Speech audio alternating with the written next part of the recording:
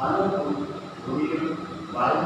थोड़ा सा बता और उसके बाद अपना कार्यक्रम शुरू करें। पूरी दुनिया में इस तरह की ध्यान पूरी नहीं है और इस तरह का मेडिटेशन होने से भी नहीं। ये ध्यान भी क्या, ये जो ध्यान शब्द है संस्कृति और एक नया राष्ट्र भी निर्माण कर सकते हैं। ये ध्यानंग क्या है? ये ध्यान अलग है, ध्यानंग अलग है। ये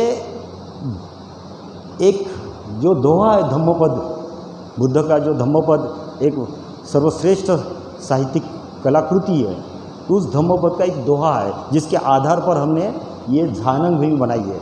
दोहा क्या है? नथी ध्यानंग अपय्यस्य पय्या नथी अजायतो यमी ध्यानच्च पय्या वो सवे निब्बान संधि के। बुद्ध क्या कहते हैं? नथी ध्यानंग अपय्यस्य। नथी मतलब हिंदी का नहीं, मराठी का नाही और इंग्लिश का नथिंग, ध्यानंग। तो ध्यानंग का अर्थ हिंदी, मराठी, संस्कृत में ध्यान। अगर हम ध्यान नहीं करते, अपय्यस्य, अपय्या मतलब पाली में प्राकृत में प्रज्ञा को पय्या बोलते हैं। हम ध्यान नहीं करेंगे, ज्ञान नहीं होगा। ज्ञान कौन सा? प्रत्यक्ष ज्ञान। एक उदार ज्ञान होता, एक परोक्ष ज्ञान होता, एक बाहर का ज्ञान होता, एक स्व का ज्ञान होता, कि आंतरिक ज्ञान होता। ध्यान नहीं करेंगे, ज्ञान नहीं होगा। और ज्ञान अगर नहीं है तो हम ध्यान भी नहीं करेंगे। और ज्ञान और ध्यान नहीं, और ध्यान नहीं तो हम जानवर के समान जिएंगे और जानवर के समान मरेंगे। तो बुद्ध क्या कहते हैं? यम्मी ध्यानच्च पय्या वो सवे निब्बान संधि के। बुद्ध जिस तरह से ध्यान सिखा रहे, systematically, scientifically, step by step जिस तरह का ध्यान सिखा रहे, उस तरह से आपको अगर ज्ञान प्राप्त होता, वह सवे निब्बान संधि के, निर्वाण प्राप्त होगा। निर्वाण क्या है? ये जीवन की सर्वश्रेष्ठ अवस्था है। कोई दुख नहीं, कोई समस्या नहीं। हाँ, जन्म मृत्यु से, आवागमन से हम मुक्त हो सकते। वो एक अवस्था हम ध्यान के द्वारा, ज्ञान के द्वारा प्राप्त कर सकते। और यही है बुद्ध धम्म का प्रयोजन। और इसी के लिए बाबा साहब ने हमको बुद्ध धम्म की शिक्षा भी दी और दीक्षा भी। ये जो शब्द है धम्मपद का, पाली भाषा में बुद्ध का, लेकिन ऐसा ही महावीर जी ने प्राकृत भाषा में जीन सूत्र में कहा है, बहुत सुंदर है। तो ध्यान की महिमा के बारे में क्या कहा है महावीर जी ने? महावीर कहते हैं, शीस जहाँ शरीरस्य जहाँ मूलम धम्मस्य सव साधु धम्मस्य तहाँ ध्यानं विधीयते। महावीर जी कहते हैं कि ये जो शरीर है, शीस जहाँ शरीरस्य, ये शरीर में सर सबसे महत्वपूर्ण है, वृक्षों में मूल महत्वपूर्ण है। ऐसे ही सव साधु धम्मस्य, ये पृथ्वी के ऊपर जितने भी धर्म निर्माण हुए, निर्माण किए गए, उसके जो धर्मज्ञ है, धर्म की स्थापना जिन्होंने किया, सव साधु धम्मस्य, उस धर्म का विधान, संविधान, नींव, फाउंडेशन, आधारशिला ध्यानंग है, ध्यान है। ये महावीर जी बोलते जीन सूत्र है। तो ये जैन धर्म का आधार है, ध्यान बुद्ध धर्म का आधार है। और यही ध्यान चाइना में जाके चान हो गया, अरबस्तान में जाके रमजान हो गया, और जापान में जाके ज़ेन हो गया। और यही पाली प्राकृत से फिर संस्कृत आई है, उसमें ध्यान का ध्यान हो। मराठी, हिंदी, भारत की बहुत सारी लैंग्वेजेस का पैदा हुई, तो उसमें फिर ध्यान शब्द आ गया। तो ये सारे धर्म,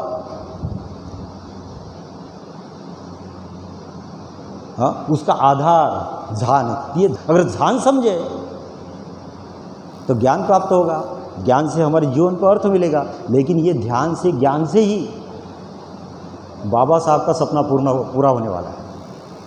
ध्यान से, ज्ञान से ही सम्राट अशोक का, कनिष्क का, पाल का उद्देश्य पूर्ण होने वाला है।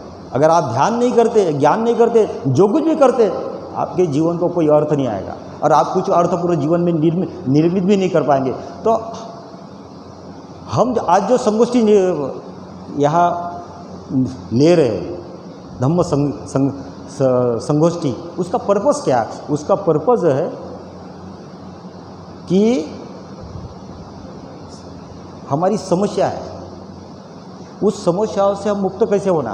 तो वैयक्तिक समस्या है, समूह की समस्या है, फिर प्रांत की समस्या है, फिर देश की समस्या है। लेकिन ये वैयक्तिक समूहगत समस्या ही सॉल्व करने से ये समस्या मुक्ति होने वाली नहीं है। आज कई जगह पे युद्ध हो रहे हैं, लोग मर रहे हैं, मार रहे हैं। तो जब तक हमको बुद्ध समझ में नहीं आएगा, ये पृथ्वी के ऊपर के युद्ध जो है ना, ये ख़त्म नहीं होने वाले। ये ग्लोबल समस्या है। हम कितनी भी संगोष्ठी करें, कितनी भी अपने समस्याओं का निवारण करने की कोशिश करें, अभी ऐसा लग रहा कि तीसरा महायुद्ध होगा। और तीसरा महायुद्ध अगर होगा तो आइंस्टाइन ने ये कहा है, आइंस्टाइन को पत्रकार ने कहा, क्या कहा कि तीसरा महायुद्ध हुआ तो क्या होगा? बोले मैं नहीं कह सकता। आइंस्टाइन ने क्या कहा? तीसरा महायुद्ध होगा तो मैं नहीं कह सकता, लेकिन चौथे महायुद्ध के बारे में मैं कह सकता हूँ। तो बोले क्या कहते चौथे महायुद्ध के बाद? वो होगा ही नहीं। क्यों नहीं होगा? आदमी नहीं बचेगा। तो हमको ये भी समझना है, इस तरह से ध्यान ज्ञान अपने भीतर शुद्धत्व, जिनत्व और बुद्धत्व को निर्माण करना पड़ेगा कि हमारे मन की हिंसा खत्म हो, कलह खत्म हो, हमारे भीतर दूसरी की चीज़ मेरी होना चाहिए, ये भावना नष्ट हो। अभी रशिया चाहता कि यूक्रेन का आधा भाग मेरा हो, चाइना चाहता कि ताइवान मेरा हो, अरुणाचल मेरा हो, कई देश दूसरे की ज़मीन मेरी हो, उसके लिए वो मनुष्यों को नष्ट कर रहे हैं। चोरी, अदिन्न दाना वेरमणि सिक्खा, अगर ये समझता तो जो चीज़ मेरी नहीं, अरे मैं ही मेरा नहीं हूँ, ये चीज़ तो ये छोड़ो, छोटी सी ज़िंदगी है, अभी है ना अभी नहीं है, ये शरीर ही मेरा नहीं, ये मन ही मेरा नहीं, ये कोरोना था तो हज़ारों लाखों लोग मर गए, तो मेरा क्या है? लेकिन लोगों को इस ध्यान नहीं तो ज्ञान नहीं, ज्ञान जो प्रत्यक्ष ज्ञान नहीं है। क्या ज्ञान? कि क्या मेरा है क्या मेरा नहीं है। जो दिखता वो सपना है। तो बुद्ध बोलते हैं उसको समझो कि ये सपना है, ये स्वप्न है। लेकिन हम जो दिखता उसको स्वप्न नहीं समझते, उसको सत्य समझते, और ये अपना है। हाँ, जो सपना है उसको अपना समझते, सपने कभी किसी की नहीं होते। इस तरह से हमको ये सोचना है, समझना है, जानना है। अगर ये एक शब्द का भी अर्थ समझ में आ गया तो ये शब्द जैन लोगों का है, उनको भी पता नहीं ज्ञान विज्ञान तत्व ज्ञान क्या है बुद्ध का, दुख मुक्त कैसे हो सकते। ये पाली भाषा का शब्द बुद्ध का है, लेकिन मुझे नहीं लगता कि भारत में किसी को इस शब्द का अर्थ भी पता है। कई भिक्षु मुझे पूछते झान क्या है, ये कहाँ से लाए शब्द, पता ही नहीं है। ये झान अरबस्तान में रमज़ान बना हुआ है, झान में रम जाओ, झाननी लीनो साहू, ये पाली भाषा का शब्द झाननी लीनो साहू, लीन हो जाओ, रमजान हो जाओ। ये महावीर कहते, बुद्ध कहते, ये जैन संप्रदाय के लोग बोलते। तो अगर ये ध्यान समझा तो मुसलमानों को भी समझाने की ज़रूरत है कि ध्यान क्या है, ज्ञान क्या है, निर्वाण क्या है। हाँ, तो दुनिया के हर व्यक्ति को, हिंदुओं को, ये ध्यान से ध्यान हो गया, संस्कृत में ध्यान हो गया। हाँ, ध्यान की बातें उपनिषद में ध्यान है, पंतजलि ध्यान बता रहे, गीता में ध्यान है, ब्रह्मसूत्र में ध्यान है। लेकिन ध्यान किसी को समझ में नहीं आ रहा। किसी हिंदू के जीवन में, किसी भी हिंदू आदमी के जीवन में मुझे ध्यान नहीं दिखता। और ध्यान नहीं तो ज्ञान नहीं, और ज्ञान नहीं करके भेदाभेद है, कास्टिज्म है, ये समस्या है, शोषण है। हाँ, बैकवर्ड लोगों को और बैकवर्ड कैसे करना, गरीब लोगों को कैसे गरीब करना, ये कौन ऐसा सोच सकता। अरे जिसको ध्यान हो गया, ज्ञान हो गया, तो इस बुद्ध बोलते कि जो है यहाँ कोई परमात्मा नहीं है। और ये गलत लोगों को समझ में आया कि परमात्मा तो कोई परमात्मा। बुद्ध बोलते परमात्मा अर्थ पर आत्मा, दूसरी आत्मा, कोई दूसरा नहीं। यहाँ दूसरी आत्मा कोई नहीं, सब मेरे भीतर है, सबके भीतर मैं हूँ, यहाँ सब मेरे ही है। और जब मेरे ही है तो मैं कैसे उनको मारूँ, कैसे उसकी चीज़ ले लूँ। हाँ, कैसे मैं उसको व्यभिचार करूँ, कैसे झूठ बोलूँ। हाँ, सब मेरे ही है।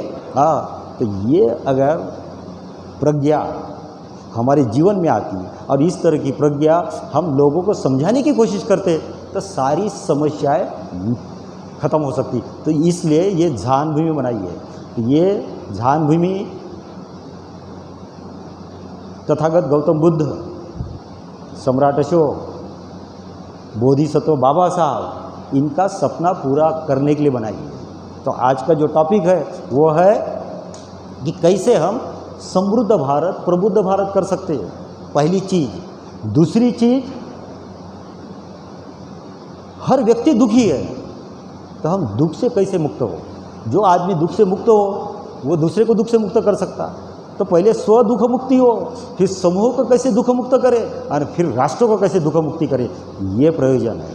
तो आज हमको इस टॉपिक के ऊपर बोलना है कि कैसे समृद्ध भारत कर सकते, प्रबुद्ध भारत कर सके। लेकिन भारत नाम की संज्ञा है, कोई भारत नाम की कोई चीज़ नहीं है। यहाँ व्यक्ति केंद्रित है, बुद्धिज़्म ये व्यक्ति केंद्रित है। हम स्व है तो स्व को पहले स्वस्थ होना पड़ेगा, समर्थ होना पड़ेगा। जो स्वस्थ होता, समर्थ होता, वो समृद्ध होता, आंतरिक बाह्य होता, जो प्रबुद्ध होता, वो एक लोगों को नया मार्गदर्शन दे सकता है। तो हमको ये समझना पड़ेगा, तो इसके ऊपर डिफाइन करना पड़ेगा हमको, ये प्रबुद्ध मतलब क्या है, इसके ऊपर चर्चा करेंगे। हाँ, ये ध्यान क्या है, ध्यान कैसे किया जा सकता है। हजारों लोग ध्यान करते, मेरे सामने हजारों भिक्षु आते, 50 विपश्यना की, लेकिन उनको विपश्यना शब्द का ही अर्थ पता नहीं, विपश्यना शब्द का ही अर्थ पता नहीं। अब जब विपश्यना शब्द का अर्थ ही पता नहीं, तो विवेक कैसे जागृत होगा। अगर विवेक जागृत नहीं होगा, विमुक्त कैसे होंगे। तो हमको उस तरह से समझना भी पड़ेगा, जानना भी पड़ेगा, ध्यान को, ज्ञान को अपने जीवन में उतारना पड़ेगा। और मेरी धारणा ऐसी है कि यही एक शब्द है जिससे हम सारी समस्याओं को मुक्त कर सकते हैं। यहाँ के पॉलिटिशियन लोगों में ध्यान ज्ञान है तो वो करप्शन करेंगे क्या, वो स्विस बैंक में पैसा डालेंगे क्या, क्या वो अपने देश की जितनी संपत्ति है वो सही ढंग से उसका यूटिलाइजेशन करके हर मनुष्य का व्यक्तित्व, अस्तित्व कैसे ऊंचाई पे जा सकता है, इसलिए कोशिश करेंगे। इसलिए आप देखो, ताइवान देखो, जापान देखो, जहाँ 100% बुद्धिस्ट लोग हैं, सब लोगों का जीवन मान सर्वश्रेष्ठ है। जहाँ 100% मुस्लिम है, सऊदी अरेबिया में, कुवैत में, देखो सब अच्छे सब। लेकिन यहाँ इस देश में कोई अपने यहाँ के लोगों को अपना समझता ही नहीं है, करके शोषण है, करप्शन है।